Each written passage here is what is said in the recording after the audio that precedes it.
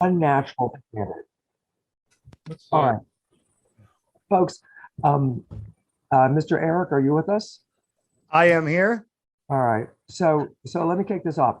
Um, Occasionally we have guest presenters, and we do have guest presenters when fortune smiles on us and Don gets off his stuff and stumbles on someone that he thinks is particularly compelling and interesting. Um, and I watched a bunch of Eric's stuff on the web, and I thought, oh my God, this guy's interested in the same stuff we are. So I kindly invited him, and he kindly agreed. So I'm thrilled to have Eric. And sir, the floor is all yours, and thank you so much. Well, thank you very much. And I have to say, Don, this is the second meeting I've done with a group of people like this that have invited me.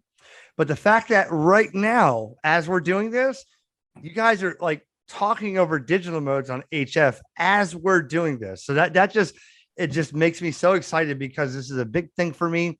Digital modes, there's more than just FT8. I've been making videos on this. I've done podcasts. And the fact that everybody here is all got their HF radios going and we're all talking and I just it's exciting. It really is. So thank you for having me, all of you. Yep. Eric, let me pause. Because I am dead, HF wise, Sean, if you want to send out a few things and maybe keep any conversation going on HF with mode changes, whatever you'd like to do, just so we have a little HF background while Eric's chatting, I think that'd be great. All right, sir, back to you. All right, so this is and for those who know me, and this is I'm going to put this on YouTube because this is exciting for me.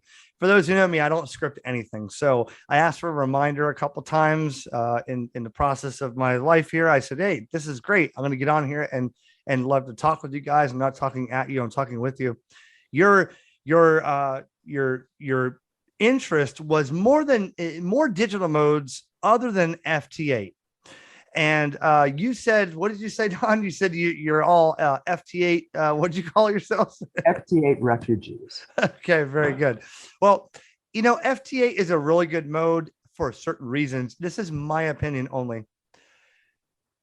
There's a lot more than just FT8. When I made this FT8 video years ago, I kind of regret making it because before there was FT8, where were we all at? PSK, RTTY, Domino X, Thor, MFSK 144. There's a lot of digital modes out there, but people have forgot about this because it works for FT8. Then they included this in the field day. They included this in, a different contest. FT8 is accepted. Well, guess what? People are on FT8, but then you can't find anybody else on the other digital modes. And that's what upsets me because I need more people to talk to, but somebody out there had created these other digital modes over the years before FT8 even existed, just to have different, ways of communicating for different bands and different situations. And I call them now the forgotten modes because I did a podcast on that, the forgotten digital modes. There's a lot of times I want to get on, PSK and my favorite mode of all, Hellstriber. We'll talk about that, but nobody's there. Why? Because they're on FT8, and I get it. FT8 has a valid purpose. I'll tell you why FT8 I think has a valid purpose. But do I use FT8 a lot? Not really. I like to use the other ones, but we'll get into all those. There you are. There you are. There you are. Okay.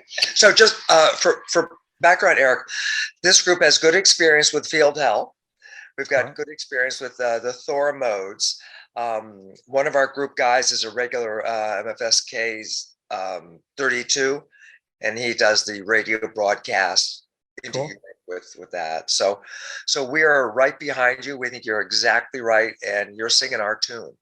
Excellent. And I never want to come off like I'm this expert because I'm sure some of you guys, the way I heard you talking before we started this meeting was everybody here is very interested in digital modes, and there's some things that I can still learn. I don't want to be an expert. I'm not an expert, but I'm just giving this to anybody that wants to listen.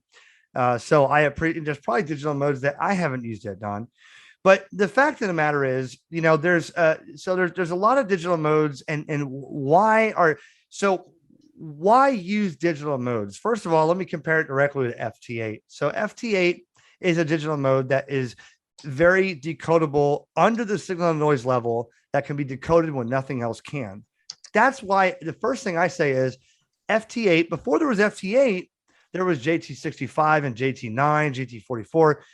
I use FT8 primarily to test antennas and test propagation. Now, when I make a video, if I have an antenna sent to me or I buy an antenna, I'll use FT8 to check out, at first at 1 watt and then 5 watts to see, okay, the pskreporter.info website or the reverse beacon network, I can see who's receiving my signals on FT8. And their computer is doing that and saying, hey, we heard KJ4YZI. This is this many miles away. This is your signal and noise, your IMD, whatever. And that's what I use it for. What I think about FT8 is I think that it's taking a lot of passion away from ham radio. What I like is keyboard to keyboard interactive conversations. And although I don't ever say FT8 should disappear, I think my personal opinion is it should be used for certain aspects. When nothing else works, you can use the FT8. When you want to test stuff, use the FT8. Now, when we started this conversation, I think it was Dean, you said, how many watts you're running? He said 50 watts. Now, if that was Dean. Now, what I really am upset about is there's people on there with full legal limit at FT8. FT8 can decode below the noise floor when everything else doesn't exist. And we got people out there running FT8 at 1500 watts. And it's not fun at that point. It's fun for me when I get an antenna sent for me or I buy one and I test it at 1 watt and 5 watts. And I said, wow, I've got 19 stations that's heard me within 5,000 miles at 5 watts. Why run 1500 watts? You can, if it's legal, fine. But my opinion is, I think that FT8 has really taken the passion off, and people have used this like, well, this is where I get personal here. Oh, the bands are dead. Nothing else works. This is the only thing left. That's not true, because I can do it mobile. I've done it on my 7100 mobile. I talk on sideband at 100 watts or less with a little tiny Tar Heel, and I work all over the world. And everybody keeps telling me the same thing. There's more than just FT8. Why is everybody going to FT8? I don't know. In this hobby, I like to say that anybody can do what they want. I'm not telling anybody that they're wrong, but I like to explore. And when you reached out to me and said, how about Thor? Your email said Thor. That's a digital mode. I love Thor, but try to get on there and find somebody on Thor, Olivia, Contestia, Domino X, Hellschreiber. It's not there. And we need to get this stuff going again, because somebody out there created this and developed this for people to use, but people don't know it exists or they don't think it works. And that's my personal thing, Don, on why I wanted to be on this, because it's FT8 has its use, but I think FT8 has taken over, to be honest with you. Do you agree? Yep. Oh yeah, it's enormously popular. Mm-hmm. Am I still on mute? No, you're here. Go ahead. Oh, thank God. Hey, you sound real good right now. Hey, when we first started this, the deal was every time somebody has to say you're on mute, everybody else has to take a shot. Oh, you mean like take a shot? Yeah, take a shot. Yeah. Oh, because, I'm down for that. It was impossibly annoying the number of times in one meeting you had to say that, especially if you had people who were, like of a certain demographic. Yeah. By the way, I just see from Keith here, CW is the original mode. You're absolutely right. The original digital, right. The original digital mode. And I'm striving to learn CW. But again, when phone may not work, CW may work. When CW and phone may work, there's other digital modes that can. So I'll talk about some other digital modes that I've liked. And maybe you guys are more proficient in it than I am. That's fine. If you have anything to teach me, I'd like to learn this, use this as a learning session. But I have a couple digital modes under my hat that I really like to use that I think are interesting. And maybe I can learn something from you guys who are maybe more proficient than I am. Keith, in general, everybody that you're seeing here on this Zoom meeting, all of them got hooked by non-FT8 digital modes. Mm-hmm. So everybody here is in violent agreement with you. So wait a second. So when can I jump in with you guys and we all just go digital mode by digital mode and make it? That'd be awesome.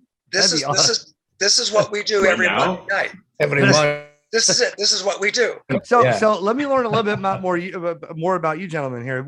So tell me about when you guys do digital modes, or what you prefer, what you like, how often you do it. Tell me about that. I'd love to learn about it. Anybody go first? Go ahead, Franco. Franco, you're looking. Come on, Franco. Okay.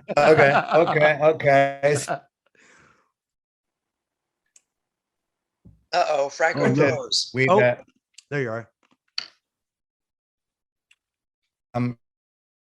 Franco, you still froze. Oh dear. All right, I don't think well- Franco's fully back in the States yet. Well, we'll take a pause from Franco. Go ahead, No, Dean. I am. Oh, there you are. Good. Oh, good. Nope. Nope. Okay, somebody else pick it up. I'll take a shot at it. Okay, let's go. It's Jerry from Michigan. I've enjoyed digital modes almost since I got into the hobby. I was new to it in the fall of 2017, didn't know much about it, and kind of stumbled into this stuff. And then I think I had a QSO with Don at some point, just gratified to find somebody that was running Olivia. And he told me about this Monday night Zoom group. And this combination of doing it by Zoom and then watching the application at the same time, doing it live on the air, is phenomenal. We've helped a number of people figure out setup problems. I think every week, just by watching how the other guys do this, I learned something new. There's some new trick or something you can double click on this and something wonderful happens. And I'd never find that stuff myself. And Don does a really good job, I'll embarrass him a little bit, of running this and getting everybody involved in a very lighthearted and fun manner. This is the most fun I have in radio every week. So let me thank you, Jerry. It's very kind of you. But let me say this: if we keep our bar low, we're all happy. That's right. Well, I'll embarrass Don some more, because I got my license 3 years ago, did a bit of FT8, got into CW, and then I didn't know about this stuff until I ran into Don, and I don't even remember how I got into this group, but everything I learned from this group, and it's been a lot of fun. Isn't that cool though? Isn't it cool that we can do something like this and connect and have a Zoom meeting these days? If my dad would have saw something like this with a Zoom meeting, like while you're talking to people, my dad would have cracked, man. He got me into CB radio years ago, and then CB radio was my gateway drug into ham radio. And it's just amazing that you guys can come together and do this. And like Jerry had said, there's always something to learn, double click on and do this. That's what makes it fun. Like, oh, wow. I've known a lot of people that have built their life around ham radio. They decided to, buy 10 acres of property, spend $18,000 on stuff. They sat down in front of the radio and said, this is boring. But for me, it sounds like what Jerry said, like, wow, I learned to do this today. That keeps it interesting. Every day you go into this hobby, it gives you something to look forward to, or even if it's a double click and you can enter the shortcut, that just changes your perspective, I think, of it. You know what I mean? That's just my opinion. Eric, we have an informal tradition of who's ever new to the group. We validate that they can get their FLDigi working, and we ask them to send a mode that they haven't sent before. Then we all try to decode it. So since you're the new guy tonight, I'm going to ask you to do the same thing. Are you at a radio and able to transmit? Oh man, absolutely not. Oh, come on. What are you here for? Come on, we're radio people. Where's your radio? My radio's right here. Unfortunately, my tower has been, I've always wanted a tower. It's still sitting on the side of my house. The work thing gets in the way. Eric, that sounds so lame. Everything is so lame. I know. So what I do is I pull the window up, throw the coax out there, throw one of my portable antennas out. The Delta Loop, the tactical Delta Loop from Chameleon is out back right now. The radio is here. I don't have the power supply. I don't have the coax between. All right, Eric, we're going to give you a bye this week. Okay, I appreciate Next that. week, we want you to show up same time, Mm-hmm. but we're going to ask you to do two things. Okay. One is I want you to share your FLDigi screen. So your Zoom needs to be on the same application that FLDigi is. Okay. Some guys run them separate. They got one radio for rig control and another computer for Zoom, right? if you can get those all together, so you can share your FL Digi on Zoom. Okay. Then we're going to ask you to pick a mode and send it that you haven't sent before, and we're going to have to guess what mode it is. Okay, that's pretty cool. But let me ask you something. You said FL Digi a couple of times. Who here uses Digital Master? Raise your hand. Well, some of us do, but it doesn't keep up with all the newer modes that Joe Taylor's releasing. Right. So, we end up falling back onto FL Digi because it's always current with new modes. Yeah. Well, I tell you what, I would like to take this opportunity to get myself proficient at FL Digi, because I've always used Digital Master for all the stuff, and then WSJTX for the JT modes. But it sounds like, me wanting to, get more proficient at this, I should try to get more into FL Digi to see what it has to offer. And when you find, if you stumble, we hope you do, because this way we can tease you about it. Sure. Because you're sharing your screen, you will get more help than you could ever hope for. Absolutely. So we're going to have a follow-up to this one, right? Yep, exactly right. Absolutely. You That's will be awesome. on the air. And if anybody's watching, if I record this, it's on YouTube. If anybody's watching, follow along, because these guys will teach you a lot about digital modes. And the fact that they're having me wanting to, I could pick a digital mode and we could send it, and I got to stump the experts here. Stump the chumps. Yes, that's awesome. I love that. But here's the deal. You have to send a TXID. Okay. Right? Mm-hmm. You do that, we'll be all ears, and we'll see if we can follow you and figure it out. Excellent. So let's talk about a couple modes that I like. Or do you have something? No, go ahead. All right. So I'm going to tell you. So I made some videos in the past. I can't remember everything in my head. I end up watching my own videos now. And that's funny, because I watch my own videos to keep myself up to date when I forgot. This is how my YouTube thing works. I'll make a video and I'll find a mode and I'm like, wow, this is cool. I'll make contacts on it. I learn about it. I sit there for 2-3 days, losing sleep over, thinking in my bed, oh, wow, this and that. And then I move on. So then 2-3 years later, I forget. I've heard somebody here mention before, Olivia and Contestia. Well, I think I heard Olivia, but let's talk about a couple things, Olivia and Contestia, because Olivia is what they call a magic mode, the magical digital mode.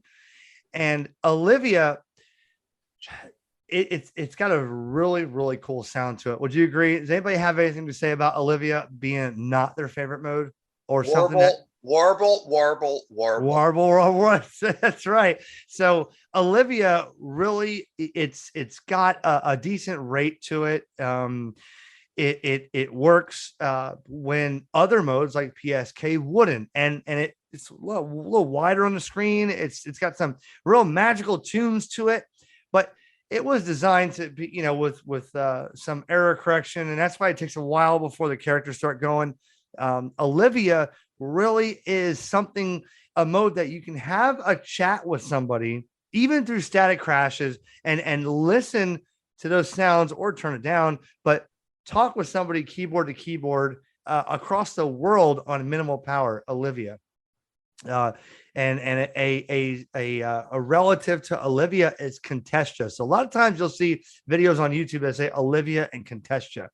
There's a lot of technical stuff I can go through if I had that stuff pulled up, because I forget a lot of it. But I'm going to tell you right now, FT8 does this magical thing of decoding under the noise floor when everything else doesn't work.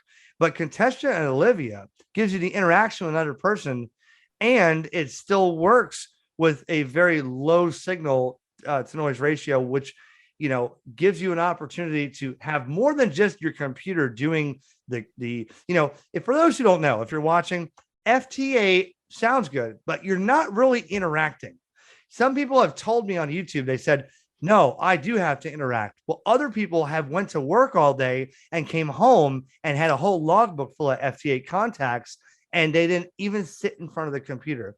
Whereas Olivia, depending on the width of the signal and the rate and the mode, you could talk with somebody keyboard to keyboard chat. This is what this all is about. Hey Don, this is Eric KJ4YZI. Thanks for returning my call. And you're typing, and then you're watching, you're hearing those sounds, and all of a sudden it starts decoding, and you see Olivia come through and Contestia, and you have more of a personal experience talking to somebody over these modes. But Olivia and Contestia, I think, are really good as far as decoding in noisy environments. FT8 probably can outperform those two modes if you really wanted to get by the book on how it can do. But I'd rather have a more personal experience with Olivia and Katesha than to have FT8 dig out a signal you can't even see on a waterfall, but I have no human interaction. Does that make sense? Yep. What's your thoughts on that, Don? I got to hear it. When I first started, FT8 was fantastic because it allowed me to find out, to prove to myself that as a newbie, this radio thing was correctly hooked up to this power supply thing, which was correctly hooked up to this computer thing that had the right COM ports, to this digital thing that was hooked up to the antenna, and it was actually going out into the heavens. And that somebody on the other side heard it, decoded it, and sent something back. As a newbie, this was incredibly gratifying, reassuring, warming my heart that I hadn't screwed this thing up too badly, that it was working at some level. So FT8 for a newbie was incredibly useful. But after a while, you start yearning possibly for more human connection. What I hear from a lot of people is it's like watching paint dry. I mean, it is. I mean, I like that. You like that? That's, you know, and again, I never judge people or poo-poo on anybody's idea, but the fact that people tell me FT8 is the only thing that works is very sad to hear that, because, you know, I mean, Joe Taylor made these modes and everybody's using them, but what about the guy that made Olivia Katesha or designed that? You know, nobody even knows who he is, you know, because, or that person or organization. I mean, I may be a little bit loose on that, but I mean, you know, those were made for different reasons. So I'll fast forward to another mode. So let's talk about PSK31 first, because I know everybody here, if you haven't used PSK31, raise your hand. Okay. I didn't think so. So PSK31 was all I saw. Rob raise his hand. Have you not, Rob, have you not used PSK31? No, I'm sorry. I raised my hand just before you asked to have your hand raised, because it was a completely different topic. And actually, as far as PSK, I've done a little 31, but actually I did the EA Spanish PSK 63 contest a few months ago. So I've actually used 63 a lot more than 31. Excellent. Why do Europeans like 63 and Americans like 31? Are you asking me or Rob? Anybody? Oh, Rob, chime in. What was the question? I haven't a clue. It's just the Europeans and the Americans do everything different. We do feet and inches. They do metric. They have 220 volt AC. We have 110. The Brits drive on the wrong side of the road. We're on everything's different. I'll take a stab at it, though. I think 63 because it's a faster rate and people want to make more contacts faster. I have another 63 has a forward error correction, but it's the same speed as 31. Oh, there's a mode in the when you use it a little bit faster, it has a forward error correction. So maybe this is why they are using this mode instead. Is that true that the 63 has forward error correction? I thought you had to go into the robust modes or one of the other forms of that are similar to PSK to get error correction. So there's a mode in FLDG. It's called APSK-63F, and it's the only one that has a forward error correction. Okay, so what I see, the Europeans are just using PSK 63. And the reason that seems to be the case is that they're using PSK for contesting. So they want to get as many contacts as possible within a given time frame. And it doesn't seem to me, from what I've seen, that they're doing a lot of conversation, keyboard to keyboard conversation with that particular mode. It's mainly because they're focusing on contesting. And maybe they're only doing Europe, so 63, not as much punch as 31, but hey, everybody's right next to each other. well, I like the fact that I just learned about something. First of all, Claude, you have a amazing setup there, and here I am. you know, with a fuzzy background here, but it looks like you really had that. That's just interesting. Nice setup there. I wish I had that. I used to have something similar to that, but I don't. But I learned something right now I never knew about. What is that again, Claude? What was it? APSK-63F? Yeah. I think it's the only speed that has the forward error correction. And I thought maybe a European would have used this mode because it's a little bit more robust. But under bad conditions. Would you agree that 63 though, even with the error correction, is faster than 31? No, it's the same speed as 31. Okay. So you're taking a compromise and a little bit of speed for the error correction. Exactly. Gotcha. Well, this is what I noticed when I tried. It is not faster than 31. Regular PSK 31 or 63 is faster than 31, but with the mode you're talking about, now it's the same speed as PSK 31, but it has error correction. Yes. Okay, cool. I learned something right there. Look at that. I've tried that. Eric, I got a question for you, if I may. Go ahead, Don. So I'm gonna, with your permission, I'm gonna throw up your YouTube home screen. Yeah. All right.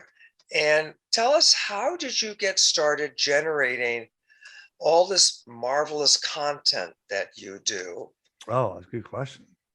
And let me get up big. That should be your there it is. Your YouTube homepage. Mm-hmm. Am I in the right place? Mm-hmm. You've got a ton of content. What got you into producing this content? This is this here? This is a great question, Don.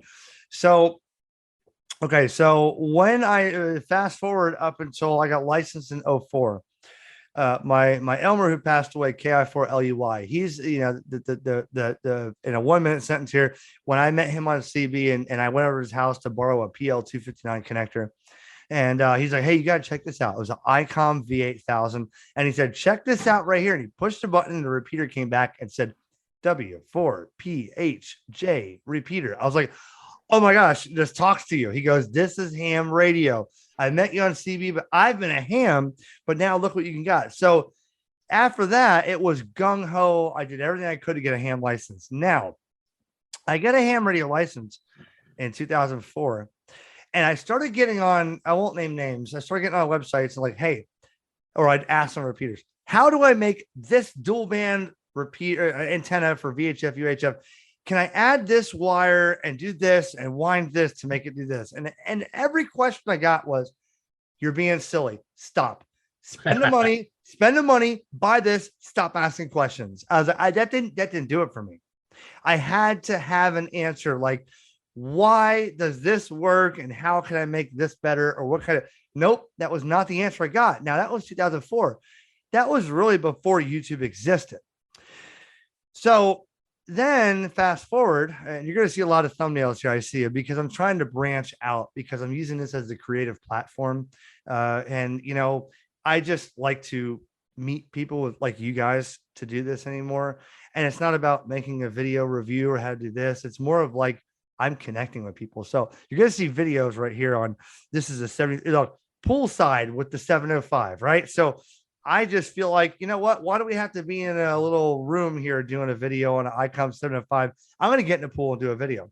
Well, anyways, so then after hearing those answers, I said, well, you know, that doesn't do it for me. Everybody always had to say that, you know, oh, you know, buy this, stop being cheap. Well, then I ordered in 2011, I ordered a Baofeng UV5R. I had to, they were brand new, and I had to know what this radio was. I was already a tech and a general now. And I saw this and I said, wow, I got this radio, you know. Well, two of them came in the box. And I said to the guy, I emailed back on Amazon and said, I received two. That was a mistake. Would you like me to send it back? No, keep it. I said, well, instead of me keeping it, why don't I make a video and show people what I can do with this radio? And he goes, okay, do that. So I made a video, the first ever video of the Baofeng UV5R. And I said, look, guys, if you're a ham radio operator, you can do this, you can do that. Check this out. I could talk to people. This $30 handheld. It exploded. I said, wow, people like that. So then I made another video on another radio on Amazon or whatever. And I bought it and got it here. And I said, hey, look at this. This is another ham radio. You can do this. Exploded. Like tens of thousands of views overnight. I was like, wow. So then I started making videos on me building antennas. And I thought, if people are going to yell at me on a repeater or yell at me on a website and say, you don't do this, buy this, that doesn't do it for me. So I started making videos. Hey, I'm going to string this thing up in the backyard. Let's see what happens. And people went nuts over it. They're like, wow, that works. I want to do that too. And that's what really started my YouTube channel. Now, over the years, I've wanted to get an audience. And unfortunately, to get an audience on YouTube, you have to show different products and different things. Well, YouTube right now is at its climax. It's at right now. So if you haven't made a YouTube channel yet, I encourage you to make one, but it's taken a long time to do what I've done. A long time, a lot of work, a lot of nights missed with my dinner or with my wife, not eating dinner. I come out of the room at 1 a.m, she's in bed. That's how it worked. But now it's at the plateau. Now YouTube's starting to go down because people are like, well, I want to do this on Zoom. I want to do this on Facebook. I want to do this and this. So now I'm just kind of gearing towards, I like to connect with people. I like to just share my knowledge and meet people. All I want is more people to get into ham radio and not think that there's ever a stupid question or a silly question. Or if they want to ask, hey, I saw your video on this. Can I do this? Sure, you can. And there's no wrong answer, because if you tell that to somebody now, I would never tell somebody, hey, don't do that. Watch this video, spend the money, be done. That's going to discourage a lot of people on ham radio. If you tell them they have to spend a lot of money and they have to do this, they can't experiment and they have to just do it this way, you're not going to get a lot of people on ham radio. That's all I'm after now, is to just spread my creativity and get more people into this hobby. And that's it. So I did a lot of videos on, how to operate a radio, a review of a 7300, a review of an antenna. That got me an audience. Now people are watching and they're sharing the videos to everybody else and say, hey, you're new in the hobby, check out Eric here. That's all I wanted it to do. That's it.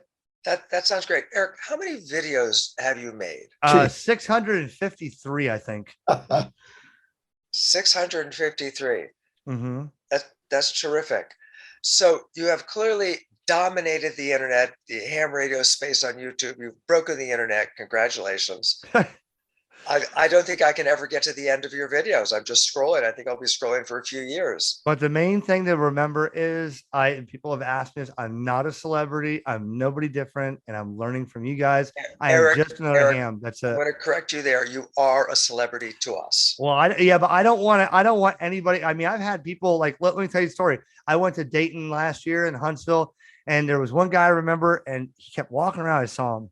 And I was just there at the booth, just talking. My booth was in Orlando a couple years ago, sir, was to me to have a booth with HamRadioConcepts. And all I did was thank people for watching. That's all I did.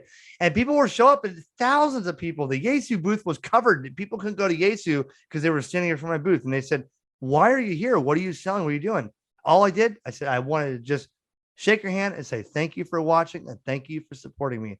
And they said, you know what? That's like the weirdest thing. Like, you're not this guy with cameras and do all this. You're just another person like me. I said, that's all I want.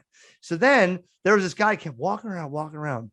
And finally he came up, and his wife came up and said, I got to ask you, my husband really wants to take a picture with you, and he's scared to death to do that. And I was like, why? She says, because you're on YouTube and he's afraid to ask you. I said, no. I walked right up to him and said, buddy, let's take a selfie. Let's do it. Oh man, that's like the greatest thing in my life. I said, no, I'm just another person. Don't feel that way about me. I don't want to be that way. I'm not the celebrity. And I got a selfie. And he was like, that was awesome. You made my day. And he flew all the way from like Ohio to come to Orlando to meet me.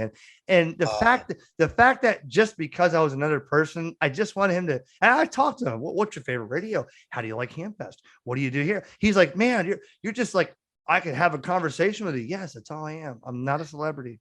Eric, I see you've also done a Thanksgiving turkey in a pot of boiling oil. Yes, my first deep fried turkey ever on YouTube. Yeah. My brother and I want to do that, but my wife says I have to have the fire department and extinguishers at the ready. I'm going to tell you right now, you'll never put a turkey in the oven again if you do that. I'm telling you right now. That's what I've heard. Yeah.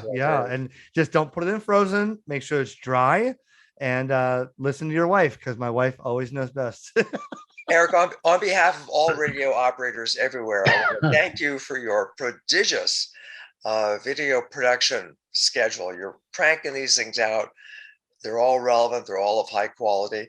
And I'd recommend everybody here that wants to learn a little bit more, pick some of these and check Eric's good work out. Yeah, I appreciate you showing that. I'm trying. I mean, Yeah, there's no schedule at all. That's a lot of people say. You know what? These YouTubers are making this stuff on a Tuesday, Friday, and then Sunday, and you just throw them out whenever. Well, that's all I got time for. I have a full-time job. I have a family, and I'm just doing this on the side, but it's become very hard, But I have like 10 or 15 different things to make videos on right now that are sitting right here in front of me. And I got radios that haven't even been shown yet. I mean, they're not even in production yet, but I'm testing them out and trying to get bugs worked out with, these developers. And it's tough. We got a question from Rob. Rob, Sure. Go ahead. Yeah, actually, I had a couple things for you, Eric. Mhm. A simple one I'll start with. When Don was scrolling through the videos, I saw you had a Galaxy radio. Do you own one? Oh my gosh, I just sold that. I had to sell it. I bought it from Orlando. I fixed it myself. I wanted to have that Galaxy as my first tube rig ever because I started in a new age. I wanted to go back in time and learn what people like yourselves and stuff have done in the past when you had to repair your own radios, learn about tubes. And I remember telling my Elmer Pat years ago, I said, wow, that's a tube. I've only seen that in magazines. He laughed. He's like, look at my tube amps here. Like I had no idea. So I said, I want to learn what ham radio has come from. I bought that. I repaired it with a simple wire solder. I made contacts on it. I used that Galaxy tube radio at field day last year. And people said, where's your scope? No scope. We're going to do tube radio in my RV at field day. Then times got tough, had to sell it. But unfortunately, the guy that bought it, I paid a lot of money to ship it. And he got it and said it was broken. It wasn't broken, but I think maybe he's not sure. He tore it all apart, couldn't put it back together, and said, "Oh, I got scammed." No, it worked beautiful. But he that radio probably is non-existent at this point. But I only sold it because I needed money, so I'll probably never find one again. Those radios are hard to come by. All right. Very good. Thank you for sharing your story. The reason I ask is because I'm not certain if you're familiar with the Galaxy receivers, but I have a 1530, which is quite a rare unit. And it just caught my eye that you had some experience with Galaxy equipment. I don't have as much experience probably as you do, but I know that I tell you what, with that microphone, I made some contacts and people always say, wait, what are you talking on? Wow, that sounds amazing. That sounds amazing, and they're wondering why I decided to go with a tube rig instead of a 7300 or 9700 or Those were rare radios. Actually, the more detailed thing I hope to talk to you about is that, well, a little different than a number of people in this group. I'm actually very enamored with FT8 and FT4 and Whisper. And I'm a fairly new ham, even though I've been involved in radio for like 45 years. I only got my license like 3 years ago. And the reason why I'm so enamored with FT8 is because that's where the people are. And I'm just knocking off the DXCCs one by one. Mm-hmm. And one of the many reasons why I'm very passionate about this group of people is that I really appreciate getting my skills up on these other digital modes. I would use them tons more, except it's so rare to find people on them. Well, and actually, and I really, really, really like DX, and that's okay. So I can be on 40 meters, and there's some Olivia and some other PSK traffic, but I really want the DX, and that's where I'm finding it on an FT8. I did do the Hell contest a few weeks ago. So, when there are opportunities, I do try to do it. But can you give me your spin on that? Is there much, as you're much more familiar with the digital modes than I am, are you finding much international stuff, really good DX on, or not so much? Okay, so the saying is, if you can't beat them, join them, and it sounds like that's what you've just said. Because exactly. Yeah, exactly. I'm not blaming you for that. I'm just saying that that's where everybody is FT8, but I choose to not go on FT8 and try things like this on Zoom to promote other modes. I found a lot of international on RTTY and PSK. I want to talk about real quick one of another mode that you just brought it up. I want to talk real quick about my favorite mode. I'm going to tell you why it's my favorite mode. And you just said you've been on Hell Nets and stuff. And this is something that I think people that have just remember, there's a lot of people that got into ham radio in the last couple of years that nobody told them those other modes were there. So it's up to people like me and us and you guys to show them, because that's all they've been told is FT8 is digital, sideband is phone, CW is Morse code. That's it. But there's a lot of modes out there that, they've never heard about. The mode I like that, I have worked international before, South America mostly, not too much in Europe, is called Hellschreiber. Now, Hellschreiber is by far my favorite mode. Why? Because FT8 decodes it, puts it on your screen. PSK decodes it, puts it on your screen. Hellschreiber makes you look at the screen and use your eyes and your brain to decode what's on that artificial ticker tape and decode it in your head, because if the static and the noise floor comes up, what you're seeing on that artificial ticker tape is going to start getting fuzzy. And you're like, is that a P or a G? What is that? Like, that is interesting and more fun to me. The computer is doing the decoding on FT8 and doing the coding on Contest and Olivia, but Hellschreiber gives you another personal, interaction and looking at it and saying, wow, I could read that. Wow, the signal came right up. It's clear. And all of a sudden, here comes the fade. And you're like, oh, what's he saying? And you got to read it on the screen as an artificial ticker tape.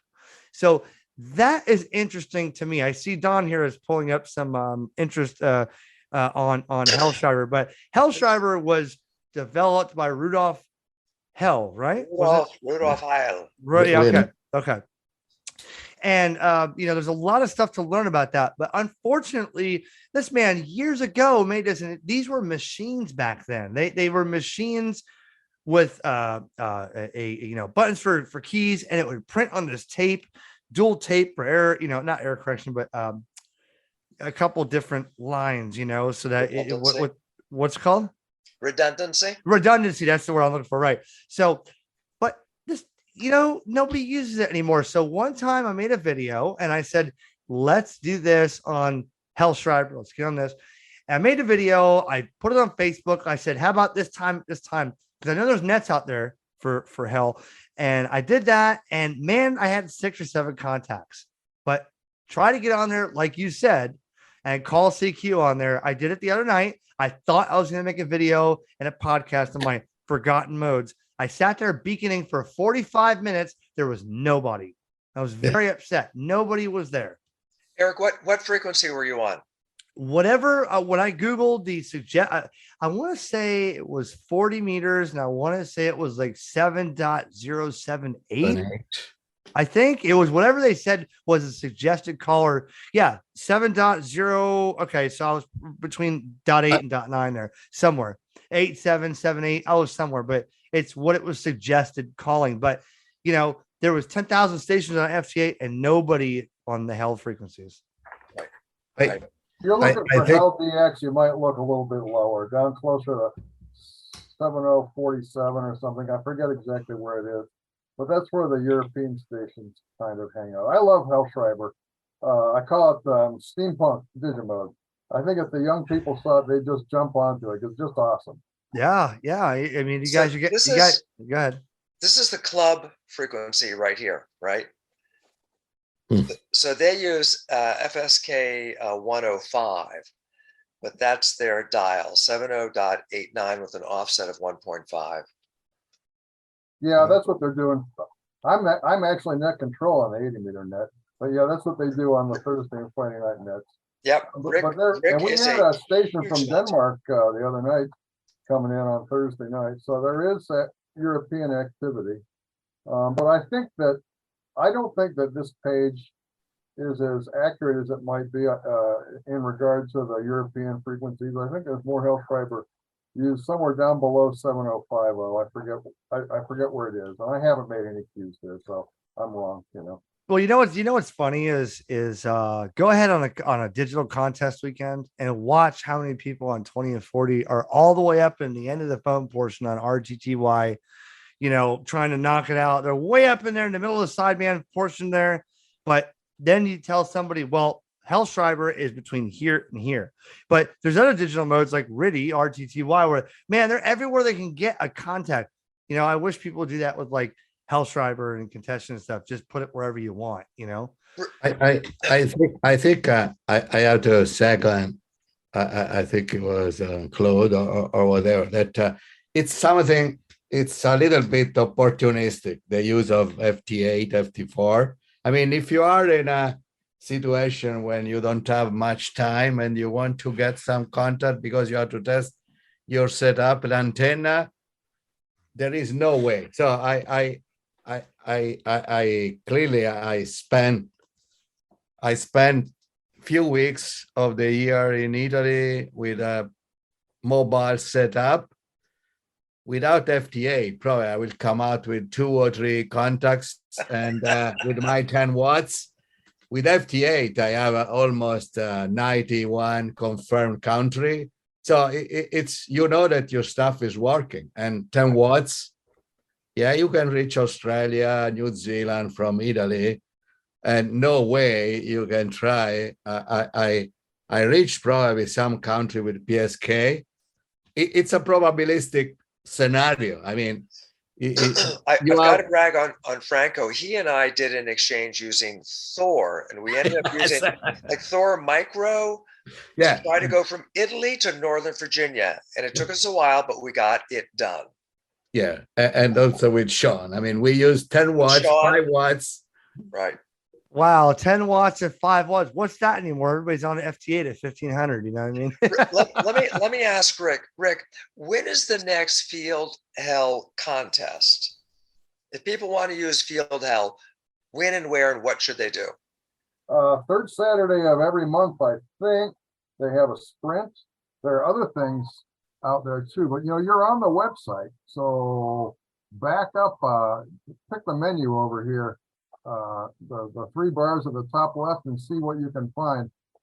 They do have a sprint every third Saturday of each month. And then there are other things too. And I've got to confess, I'm not as active as I wish I were, So Wednesday night nets, right? And Thursday. There's a rumor that someone's going to try to kick off a 20-meter net on Wednesday nights. There used to be a 30-meter one, but it's been dormant for a couple of years. All right, but for sure Thursday or Friday? Oh yeah, Thursday and Friday for sure. Thursday at 9 p.m. Eastern and Friday at 10 p.m. Eastern. Okay. Right, and you guys have a lot of participants. That net takes a long time to get through. Well, it does. It can be a slow mode. It's not, if we have 6 or 8 participants, that fills an hour up. If someone, it might not be the right thing for someone who likes a quicker mode. No, it's brilliant. I'm impatient myself. I had Olivia 8250 the other day with someone who was the first time ever on Olivia. And I said, hey, if you don't see anybody else around, let's go to 8500. I just like to be able to have both the air correction and the speed, Right. Right. And I've got to give a shout out to Cliff AE5ZA. He is a tireless promoter of Field Hell. So wickedly supportive, great operator, and very buoyant, supportive of this lovely quirky mode. I got to give you guys a shout out because I need this information in my email because this is something that people need to know about. Because I've already learned just right now that there's a net every what you say, a sprint every third Saturday of a month. Yep. Wow, I want to get on there and do this with you guys. I really do. And some of us, we don't need to mention names, are members of this club. Nice. Very simple, easy to join. There's the form. They welcome everybody.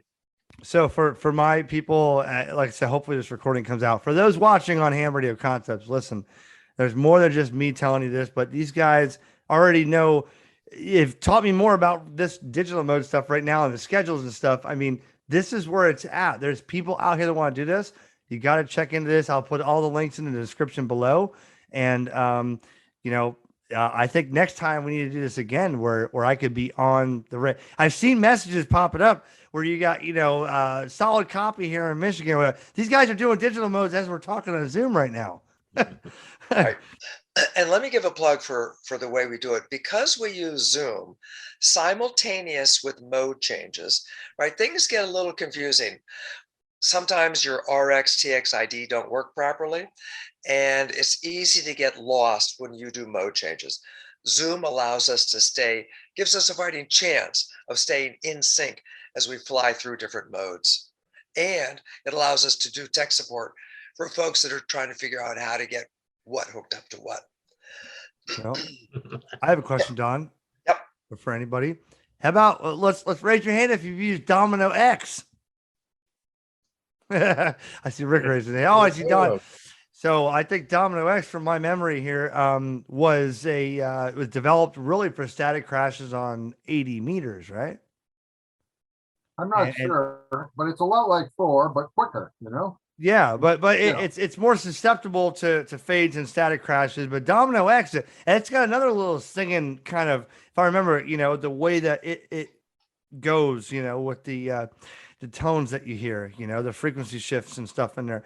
It's Domino X is another one. I made a video on that. Like I said, I have to watch my videos to remember how I talked about it, what I learned about it, But again, get on Domino X right now and try to find somebody. It's few and far between, But Domino X is another one similar to Thor, but great for weak signal with interaction between people, keyboard to keyboard. When some modes won't work, others will. So Domino X is another one. If I would say that if someone's interested in trying some of these interesting modes, these unusual modes, don't be afraid to look down around 7070 in the PSK segment. And if the band's not full, drop your signal in there, use your TX ID, use your text ID, and you might get an answer back. I have occasionally called with 4 or something like that, just right down at the bottom of 7070, squeeze it in there where I think nobody will be offended. But I've made a few calls, and if you throw a text ID out there, you may find someone who's calling CQ on PSK will be intrigued and will come and look and find you. Rick, you make a great point. Let me tell you about the story here. So, like I totally agree, and I do that a lot because to relate it to something like 2 meter sideband. So I've been told for years, what do you mean 2 meter sideband? You could do the AM on 2 meters. Sure, I work all over the United States in 2 meter sideband on the Southeast United States. But I sat in the call-in frequency one time, and somebody said, you shouldn't be sitting here talking on the calling frequency. And I said, why not? And he said, because someone could be calling and you're taking it up. I said, now ask me who's calling on 2 meter sideband 144.2. All it's going to do is generate activity. I can move after. But if nobody's calling on that frequency and nobody's there, people are going to hear it and say, oh, 2 meter sideband. Go there, nothing. The same thing you just said, Rick. If who's going to get offended or yelled at if maybe you're broadcasting Domino X right before or after or right on a PSK, and with the transmit ID, it's going to pop up and say transmit detected here. You can click it, find that mode. Great, you got a conversation. Slide up a few kilohertz, big deal. But if nobody's there and everybody just hears one frequency, they don't think anybody's out there. So I totally agree with you, Rick, because the same thing has happened with 6 meter FM calling frequency 52.525, 52.525. Oh, who's going to be there? Well, you know what? I'm going to sit there and talk until people tell me that I'm intruding, because nobody thinks anybody's there because nobody's on the calling frequency. I absolutely agree with that. Yes. And the same thing even goes for the 2 meter calling frequency. Yep. I live near Interstate 80. And there's a ham who lives in Pittsburgh and who drives to Toledo a couple times a week. And he calls on 146.52. And I don't think anybody objects. He's only in range for 5 minutes. We have occasionally you have a quick contact, and we could easily move to 5.5 or 5.8 if there's anybody else that wants to call. There's no contention on these frequencies right now. Well, the day that everybody's saying you're hogging the calling frequency means there's a lot of people there, which means that's okay. I will move up because people have gotten the point. If nobody's there, nobody's going to yell at you. And, you know, I sit on 5.2 all the way up and down the east coast of Florida. Who's ever said, oh, you're on a calling frequency? Well, guess You're what? calling, so it's okay. Yeah, but not only that though. We've talked on the calling frequency on 2 meters and on 5.2, and people have come on. Like, great to hear somebody on Simplex. And we've had roundtables while on mobile. But if I wasn't sitting there talking with somebody as I'm traveling, nobody would have known we're there. That's really why don't. I like your opinion there, because if somebody tells me, hey, this isn't the Hellschreiber calling frequency, well, number one, they're listening to digital. Number two, like you said, they're going to get intrigued to jump onto that and say, oh, well, okay, let's try this mode. Cool. Slide up 3 or 4 kilohertz and let's do it there. But if nobody's there, you know, it's just like my shirt. I had the shirt made, don't be a scope head, call CQ, because everybody's turning the dial looking for those signals. And then I call CQ and 5 people come in. Oh, I didn't know the band was open, because you're all listening. Everybody get out there and talk on the, you know, I don't think anybody's gonna be offended. And then all of a sudden you have everybody just there, and then everybody can just be right alongside the calling frequency, and we have contacts and activity. They spread the word, the bands come alive. Eric, you're absolutely right. And that but does it go. does, Dean? it does, one more thing though, John, before I go. But that doesn't excuse us from being courteous operators. I got reprimanded justifiably, calling Olivia, because I tuned down and then I didn't listen. Okay. And anybody can do it. And somebody really came after me and I was offended, but they were right and I was wrong. And you know, you're more offended when you know you're wrong. Yeah. But so it doesn't excuse us from still listening. But I mean, if you're looking at 2 kilohertz on the scope in the PSK segment, and there are only 3 signals there, you got carte blanche to operate something. Maybe not one of the 500 wide modes, okay, because that's an area for narrower modes. But there's enough variety of digital modes that are not much wider than PSK, and you can fit them in there. And I'll be quiet because Don wanted to say something. Yeah, go ahead, Don. Dean, KC9 REN, you had a question. I'm sorry. Dean, I think you had a question. Oh yeah, I was going to ask Keith, what equipment do you use when you make your videos? Me? Yeah. Oh, okay. I have a Sony AX33 4K camera that I only shoot in 1080 because nobody watches in 4K. It just takes a lot. So I just use my Sony AX33. Lately, with the phone technology, if I'm out mobile or I'm just doing something on the fly, I'll just use my Google Pixel 5 or iPhone 8 or 10 or whatever I have. And this, don't let this fool you right here. A lot of the headphones, and so that you don't hear anything, I don't hear the feedback, but this is a Yeti Blue. You can hear that what the audio sounds like on the Yeti Blue, but you only see this on podcasts or something like this. Normally, I just have, I don't even know where it is. It's a Rode, made by Rode, Rode. It's just a lapel microphone, wireless to my camera, a Rode filmmaker, they call it. And some people have said, oh, well, you know, you don't have this and that. Well, I just, you know, just want to hear heard. So I clipped the thing right here on my lapel. But something like this I bought just for podcasts because the podcast thing seems to be really going good.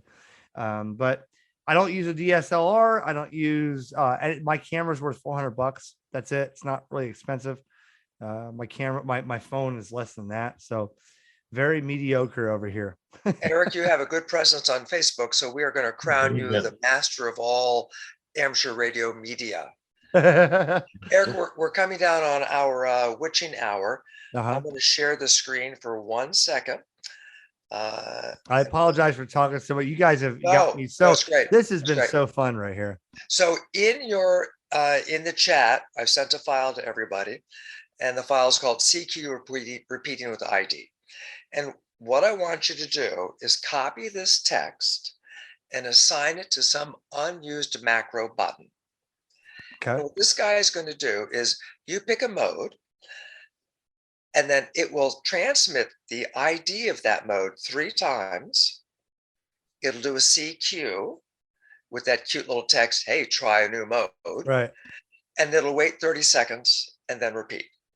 Excellent. So this is a great way to try out Field Hell. Okay.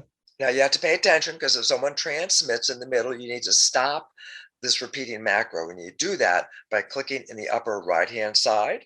You'll see the countdown timer. Right. And just click on it. That turns off the repeating macro. But this is a great way to put a new mode out there and see if you can catch any fish. Can you email this to me? Yes. Absolutely. Cool. Because if you could drop this in an email, I would love to do this. That'd be awesome. All right. Gentlemen, I want to thank all of you so much for showing up tonight. We spent another hour doing who knows what, but we all enjoy it. So thanks, everybody. Last questions for Dean, for Eric, sorry, before we go. All right, hearing none. Well, I will. Tell me when I can. Tell me when I can get the last words. You get the last word. All right. First of all, I want to thank you guys. I hope to do this again, because this was more than just me feeling like I was invited or some person here. You guys really got me interested in this. You really sparked. I've done this for a while with the digital modes, but it clearly sounds like you guys know a lot more about this, and there's things that I can learn from you. So that's number one priority, is to me to do this. I love homework. So I have homework so that we can try this again. But anybody listening on YouTube or watching, I'll put any links I can in the description.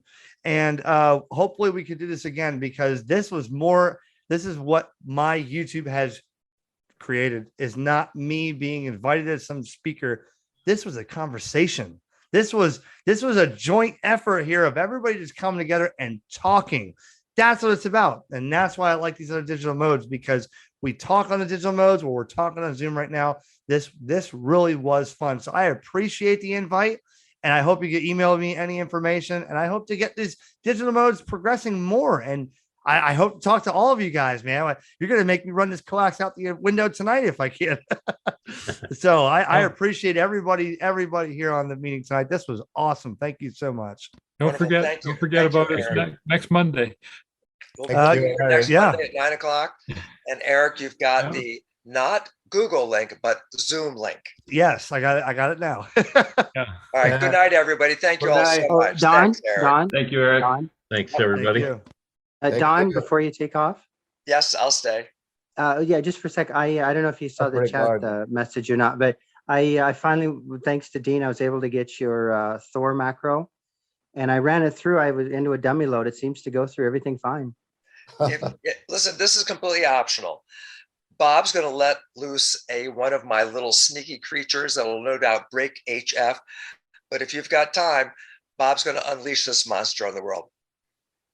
This is going to cycle through. The goal is to cycle through all of the Thor modes, only sending 4 letters, A, B, C, D. That's it. After each mode change. And so because it goes sequentially from very slow but strong throughput to very fast and a little less throughput, you'll be able to see at what point Thor degrades for you. You said Bob, but you missed. You said Bob, but you must have meant Rob. Is that right? Yes. Yeah. Okay. What? I'm not sure what the duty cycle is. What power should I be set at? Whatever you want. You're going to be in transmit for 20 or 30 seconds. So whatever your finals can stomach. I'm guessing 30 watts should be fine on the 7300. Hey, if you break your radio, don't blame me. I'll send you the bill. Go lower. Go lower. Eric likes 1500 watts. Yeah.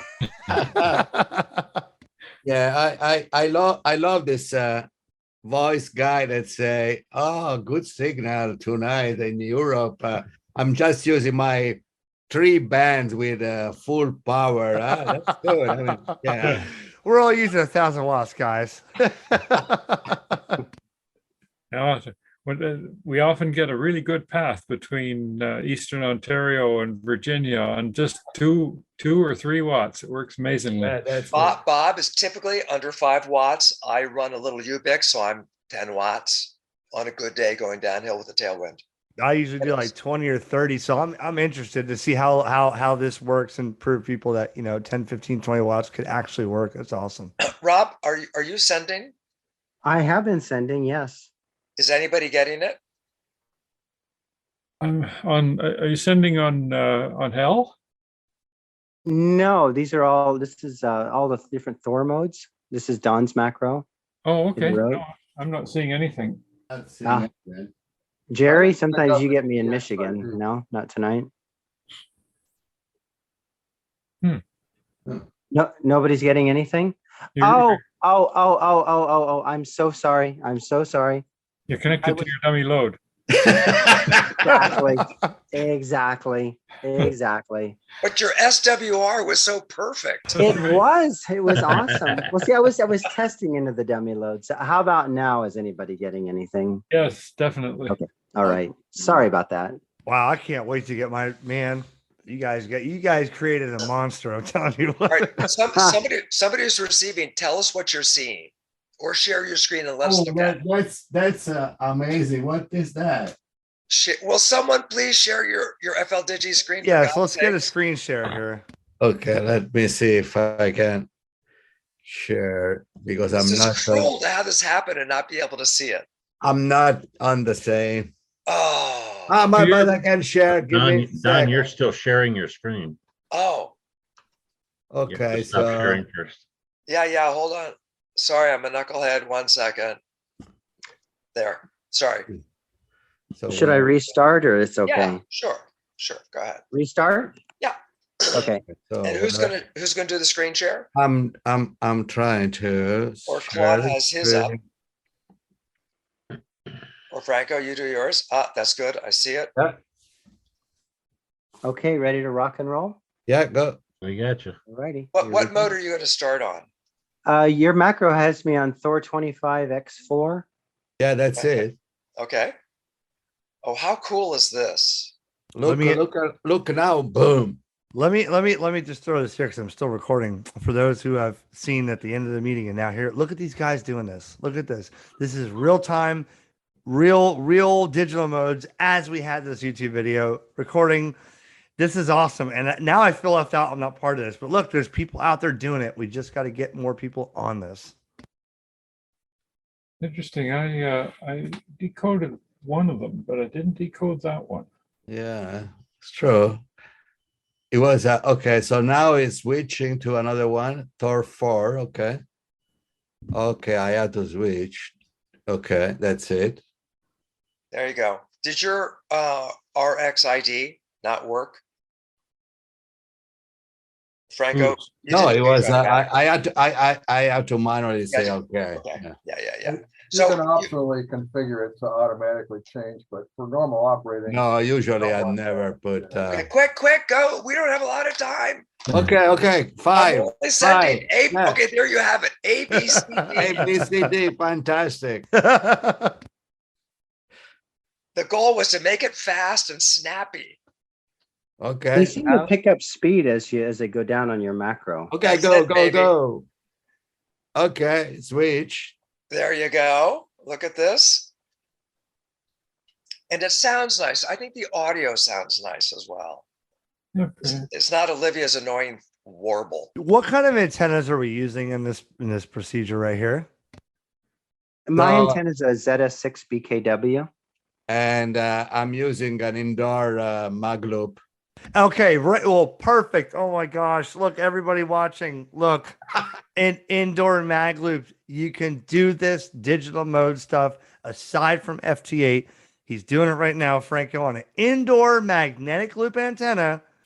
And how many watts is being sent?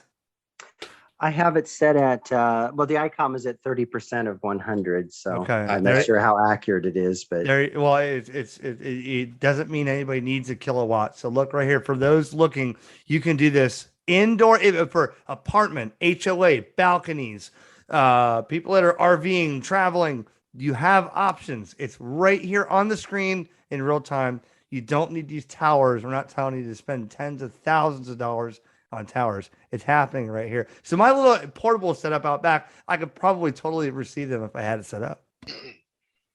I missed one change, by the way. I know now it's back. Okay. Yeah, you missed the Olivia. So Yeah, we're back at our home, 16500. Probably was too close. I think it was too close that switch. Yeah. Brilliant. Fantastic. Rob, Well, thank good you job, so much. Don. Thank you for You're sending welcome. this. Well, Yeah, you're you did- welcome. you I, did I great. just pushed the button. You were the genius that I did the can't tell you macro. how happy I am that it didn't blow up your rig. So this is wonderful. All right, gentlemen, far, now it's we interesting. all have to go home. All right. Thank you Well, very A much, lot of guys. fun. I appreciate it again. You make sure you all Thanks, Don. watch yourselves so on the much. YouTube video. Thank you, Don, for inviting Thanks, me. you guys. It's See ya. been a blast. Good night, everybody. Yeah, good night.